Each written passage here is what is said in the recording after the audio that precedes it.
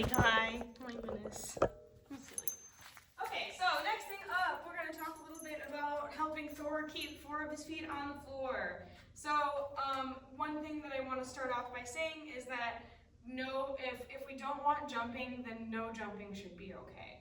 So if we don't want him to jump at all, that means we don't want to ever encourage him to jump on us, even if when he's very excited, he's already up there. We want to make sure to keep our rules hard and fast. So just no jumping, period.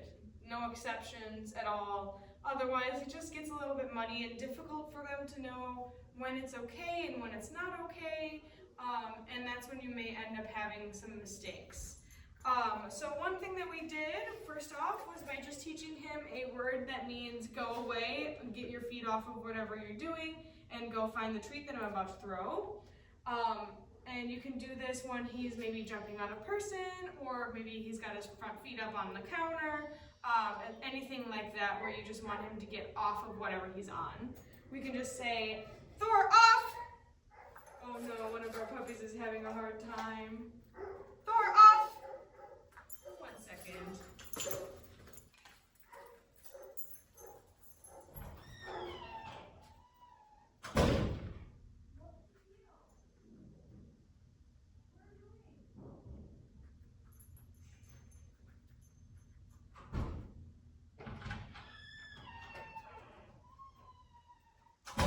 Anyway, so again, this is conditioning, just like how we did with the recall. I want to pair the word off with tossed food, so that eventually, the second that I say, Thor off, he's already going to start looking for the food that's thrown. This does take time to add up. Thor off. So it's good to practice it whenever you can. Maybe take like 10 kibbles from his whatever meal. Thor off. And just practice doing this. And then in real life, functionally, Thor off. It's always good to keep treats around in jars, even kibble for him. He's very food motivated. Thor off. That way, anytime he does have his front feet up on something that you don't like, you can say, Thor off, and throw some food away from it, and have him functionally learn that whole behavior also. And then you can reinforce it in real time as well. Thor off! If we ever do have to use this, and it does work, but we don't have reinforcement on us, that's totally fine. That's great that it does work, but we want to make sure to go back and reload that word up again if we do use that.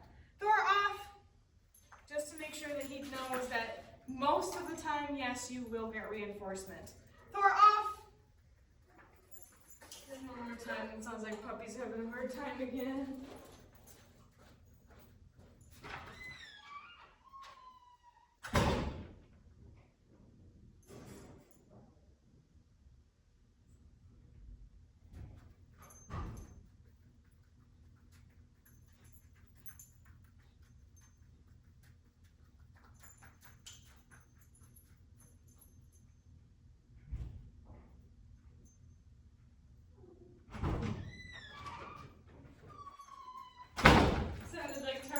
We were having a fun time and was very jealous, so I just moved him a little bit further away.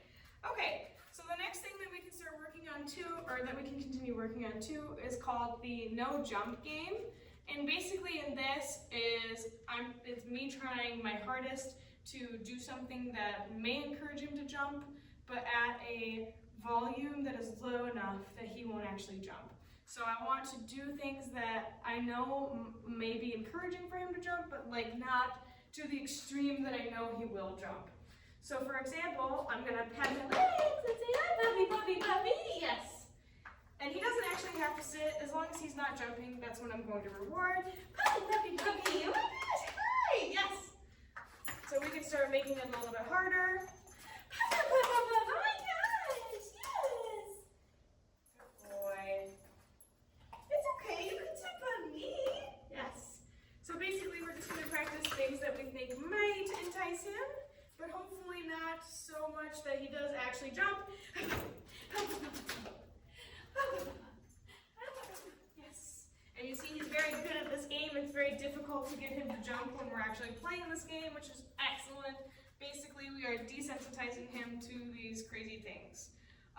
You can start doing that also by like running away, maybe having kids do the same thing. The more people you can get to practice that with him, the better. Another thing that we can do is called high treats.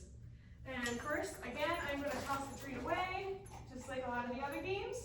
And when he comes back, I am going to, yes, lower my hand towards him. And the second that he sits, I will mark and toss the food away. That's the pattern. And if he doesn't, yes, when I get close to his nose, if he still hasn't sat, then I'm just going to lift my hand up and try again. So now that he got the pattern down, I'm going to add a little bit of excitement in. Yes. So we're teaching him to sit on the approach instead of jumping. And right now he's not super rambunctious, but that's a good time to practice it, yeah! Because we know he's not actually going to jump. And then in real life, yes, we can do the same thing when you come in the door. If you could have some reinforcement on you right away, when you know he is going to be jumpy, we can do this again there. Yes, and help him focus in a little bit. So that's high treats. And those are the ways that we work on jumping.